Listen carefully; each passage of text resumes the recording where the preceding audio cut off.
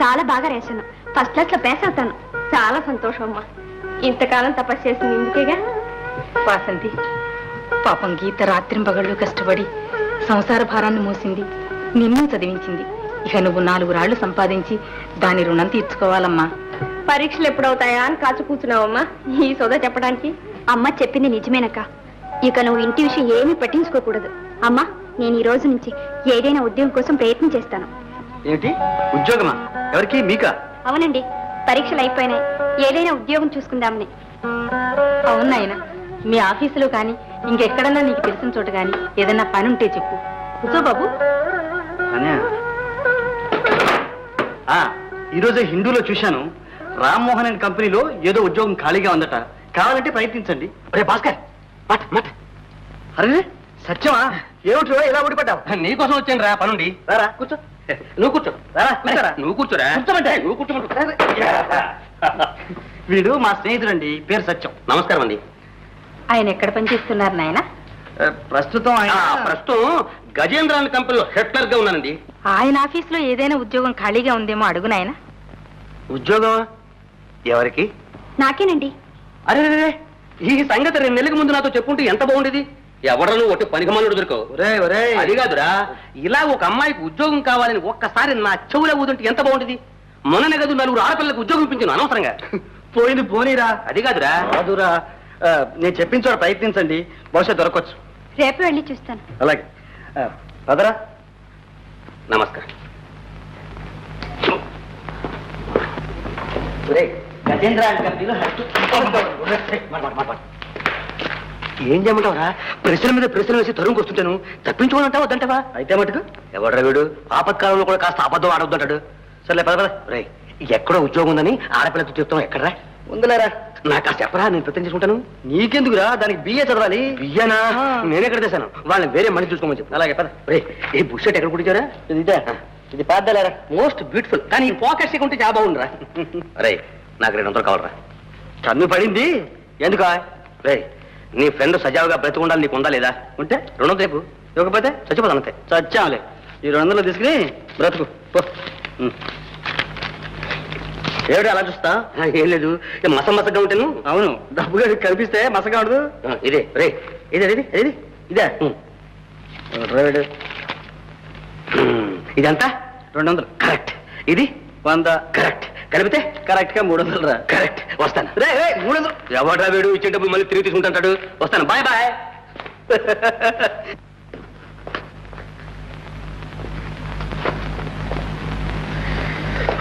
అబ్బబ్బబ్బబ్బబ్బా,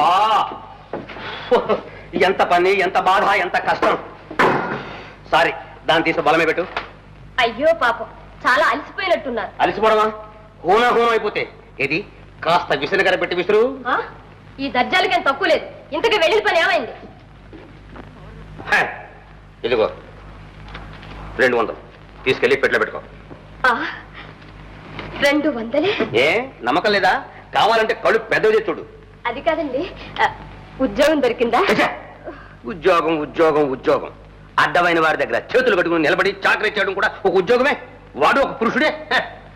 స్వతంత్రంగా స్వేచ్ఛగా బ్రతికే వాడే మానవుడు, మగవాడు, మనిషి. అలాంటి వాళ్ళలో మనం ప్రథమం. ఏమిటండి మీరనేది? నాకేం అర్థం కావడం లేదు. నీకు అర్థం కావడం లేదా? అర్థం కాదలే. ఇంత మాత్రానికే అర్థం అయితే నువ్వు ఆడదాని ఎలా అవుతావు? రా కూర్చో, చెప్తాను మీరు. గండభేరుండం పేరు విన్నావా? గండభేరుండవా? విప్లవ కవి గండభేరుండం. ఓహో, ఆయన పత్రికల్లో చిన్న చిన్న కథలు రాస్తుంటారే. ఆయన నీకు తెలుసా? తెలియకే. తెలుసా? ఎప్పుడు చూసావా? అబ్బే, చూడలేదండి. ఆయన కథలు చదివాను, చాలా బాగుంటాయి సుమండి. అంతేగా, ఎప్పుడు చూడలేదన్నమాట. ఇప్పుడు చూస్తావా? చూడు, ఇలా తిరిగి చూడు. సాక్షాత్తు ఆ గండభీరుండం గారే నేను, నీ భర్తను. మీరా? నిజంగానా? ఏమండి, ఎందుకండి ఇన్నాళ్ళు మీరు నాతో చెప్పలేదు? చెప్పేవాడినే, కానీ చెప్పలేదు. కారణం, నేను కవిని ఎవరికి తెలియడం నాకు ఇష్టం లేదు. అందుకని పేరు మార్చి గండభీరుండం అని పెన్నేం పెట్టుకున్నాను. అంటే కలం పేరు. అదిగాక కవి పేదవాడు. పేదవాడు అంటే అందరికీ చులకన. అలాగే ఆడదాని కూడా. ఏ ఆడది తను కవి భార్యని చెప్పుకోవడానికి ఇష్టపడదు. పెద్ద ఆఫీసర్ భార్యని చెప్పుకోవడానికి గర్వపడుతుంది. చాలండి, నేను అలాంటి దాన్ని కాను. కవులంటే నాకు చాలా ఇష్టం. కవి భార్యని చెప్పుకోవడమే నాకు గొప్ప. అరే, ఈ సంగతి నాకు ముందుగా ఎందుకు చెప్పలేదు? అప్పుడే గొప్ప కవి నేను చెప్పుండేవాడిని. ఇప్పుడు మీరెలా చెప్పారు? దానికి కారణం ఉంది. ఓహో, చెప్తాను, సరిగ్గా విను. ఉదయమే 2 పత్రికా సంపాదకులు వచ్చి, అయ్యా మా పత్రిక ఒక వ్యాసం రాసి పెట్టండి, మీకు నెలకి 300 ఇస్తామని కాలమే పడ్డారు. చచ్చా, కాలమే పడకండి, లేవండి, అలాగే రాసిస్తాను, బ్రతికిపోండి అని చెప్పాను. వెంటనే 300 అడ్వాన్స్ ఇచ్చారు. తీసుకున్నాను, జోబులో వేసుకున్నాను, వస్తున్నాను. దారిలో కొంతమంది పిల్లల చేతులు కనబడి, ఆహాహాహా, ఎన్నాళ్ళకు తమ దర్శనం స్వదర్శనం, మా జన్మ ధన్యం అన్నారు. చచ్చా, నన్ను పొగడకండి, మీకేం కావాలి అన్నాను. మీ చిత్తం, మీ దయ అన్నారు. వెంటనే 100 రూపాయలు తీసి వాళ్ళ ముఖాన్ని పారేసి బ్రతికి పొండి అని చెప్పాను. అదంతా సరేనండి, మీరు ఎప్పుడు ఇంట్లో కథలు రాయగా నేను చూడలేదే. పట్టిందిరా పట్టు. ఇంట్లో కూర్చుని వ్రాసేవాడిని, కానీ ఎలా వ్రాయను? నేను వ్రాస్తుండగా నువ్వు వస్తావు, ఏదో మాట్లాడతావు, నేను ఏదో సమాధానం చెప్తాను. దాంతో ఇద్దరికి రామరావణ యుద్ధం అయిపోతుంది. ఇంత గొడవ ఎందుకు? అందుకని అన్నం మూట కట్టుకుని తిన్నగా పార్కులోకి వెళ్ళి కూర్చుంటాను. కూర్చుని నా ఆలోచనల ఊహల్ని అలా కదిలించి విడిచిపెడతాను. డబ్బులు లెక్క పెట్టుకో. చూడు, ఒక కప్పు కాఫీ ఏమైనా? కాఫీ? చచ్చా, వద్దండి. చూసావా? ఉండండి, యాపిల్ జ్యూస్ తెస్తాను. Apple juice, good, very good. 200 తెచ్చిస్తే యాపిల్ జ్యూస్, అదే 400 తెచ్చిస్తే అరకోడి సూప్. గండ పిరండి కవి, నువ్వు ఎవరు, ఏ తల్లి కన్నా పెట్టవు? వర్ధిల్లు నాయన, చల్లగా వర్ధిల్లు.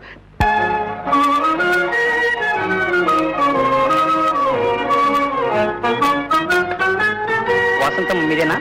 అవును. మేనేజర్ గారు రమ్మంటున్నారు.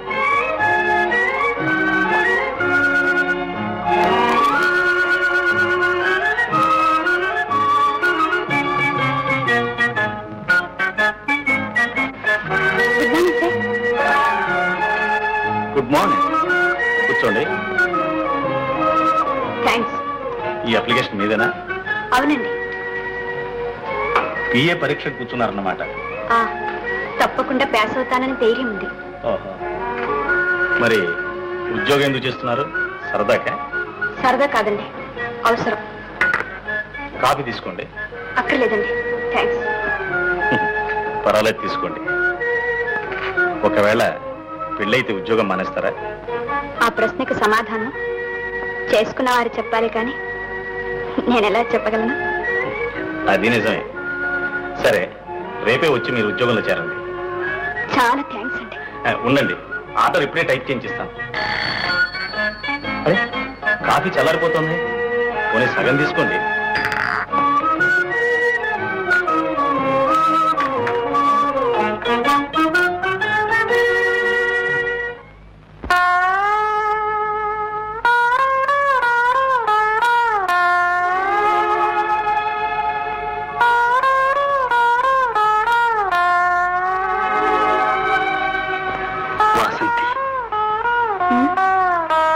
ఇప్పుడు నా మనసు ఎలా ఉందో తెలుసా?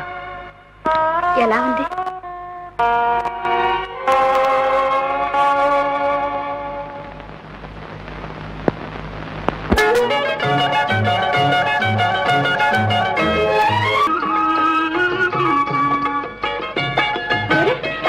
ఏమిటి వాసంతి, ఇలా తడిచిపోయావు? ఏం చేయలేక సగం దారిలో వర్షం పుట్టింది, కాస్త ఆగి రారాదు. జరంగిరం వస్తే ఏం చేయాలి? ఆయన కూడా బాగా తడిచిపోయాడే. ఏం పర్వాలే, మొక్క మల వరలే. కాస్త కాఫీ ఉంటే ఇవ్వక?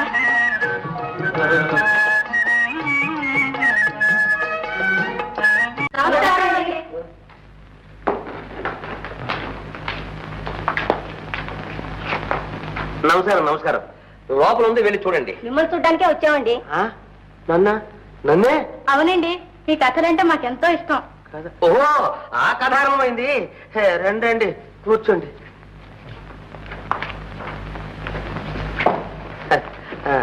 కాఫీ గీఫీ ఏమన్నా తాగే ఉంటారులేండి.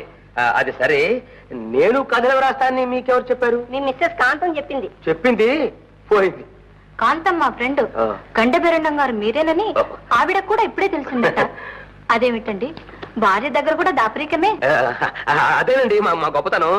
చూశారు, నాకు ప్రచారం అంటే ఆట ఇష్టం లేదండి. అందులో ఆడవాళ్లతో ఏదైనా సంగతి చెప్పామంటే ఒక్క నిమిషం తగదు. చూశారుగా, నిన్న సాయంత్రం ఆవిడతో చెప్పాము లేదో, తెల్లవారేసరికి సైన్యం సిద్ధం. ఓ, వచ్చారా? రండి. ఇదేనా రావడా? ఏమండి, ఇదిగో యాపిల్ జ్యూస్. థ్యాంక్స్. వాళ్ళంతా రాలేదే? ఇంకా ఉన్నారు. అబ్బా, ఎందరూ మిమ్మల్ని చూడాలని ప్రాణం తీశారు? సత్యమురా దేవుడా, గండాభీరన్నం గారు నా భర్త అని ఊరంతా డప్పు వేయించామన్నమాట. అదేమిటండి, పెద్ద కవి గారు చెప్పుకోవడానికి ఆవిడకి మాత్రం ఆశ ఉండదు? ఉంటుంది. ఏమండి, ఈవిడ పేరు సుశీల. నమస్తే. ఈవిడ రాజేశ్వరి. నమస్తే. ఈవిడ పేరు సుందరి. నమస్తే.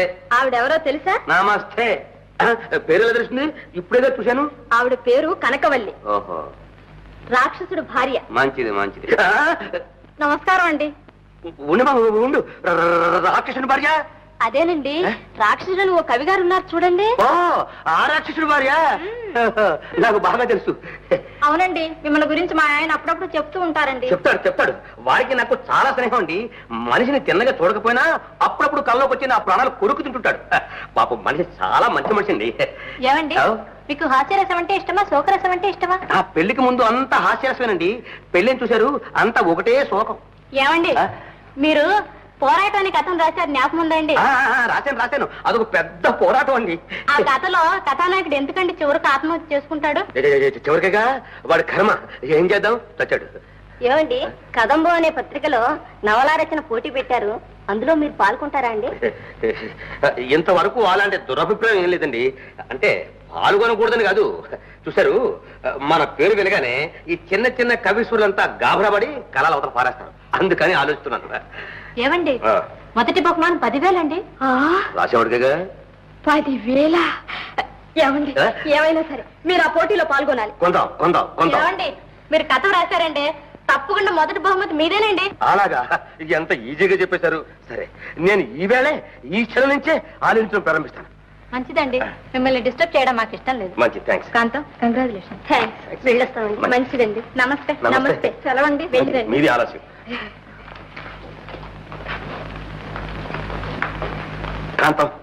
కాంతం, నేను ఈ వాళ్ళ నుంచి ఊహాలోకంలో విహరించబోతున్నాను. భోజనాలు మాత్రం కిందకు వస్తూ ఉండండి. అలాగే వస్తాను. కానీ నీకు 10,000 రూపాయల మీద ఏమాత్రం ఆశ ఉన్నా నా చుట్టూ 10 మందిని కాపలా పెట్టు. ఇటువంటి డిస్టర్బెన్స్ ఏమి ఉండకూడదు నాకు. సరేనండి, ఇక మీరు ఏం చెప్పినా చేస్తాను. మంచిది. ఏమండి, ఎలా అయినా సరే ఆ 10,000 రూపాయలు తీసుకురండి. ఇష్టను కోతి పట్టు తీసుకొచ్చి నీ ఒళ్ళో పోసాను రూపాయలని.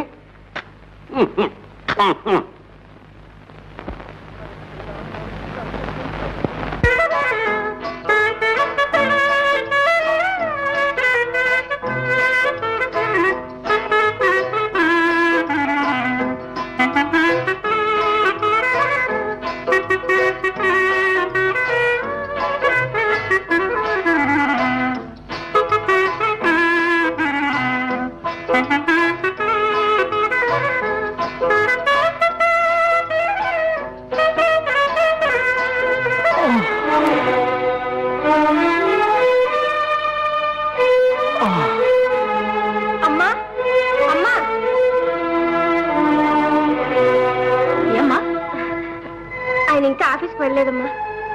వెళ్ళడం వెళ్ళకపోవడం ఆయన ఇష్టం, మనకెందుకమ్మా? అది కాదమ్మా, తెల్లవారి స్నానానికి రాలేదు. మేడ మీద ఏదో మూలు వినిపిస్తోంది. ఒకవేళ ఆయన ఒంట్లో బాగాలేదేమో. అలాగా, వెళ్ళి చూసొద్దాంరా.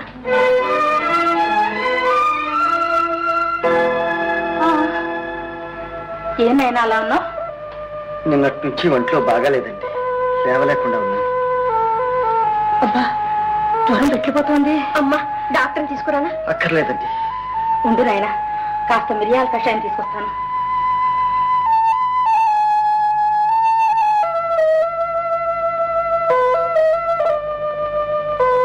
వాసంతి, నువ్వు వెళ్ళి కాఫీ తాగు. ఇది ఎవరికక్క?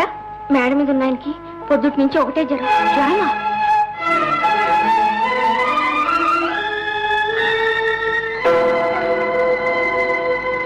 కాఫీ తీసుకో.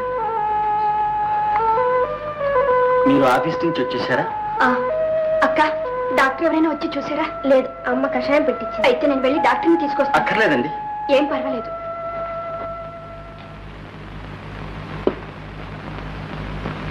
ఇది ఒక రకమైన విష జ్వరం. నాటే భయం లేదు, కానీ జాగ్రత్తగా చూసుకోవాలి.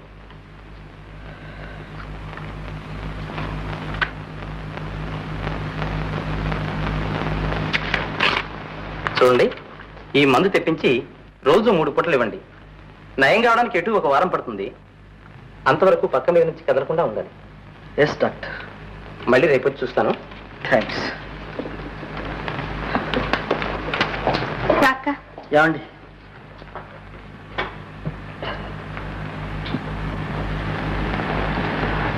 ఆ పెట్టెలో డబ్బుంది. ఏం పర్వాలేదు, చివరికంత లెక్క చూసి ఒకేసారి తీసుకుంటావులేండి.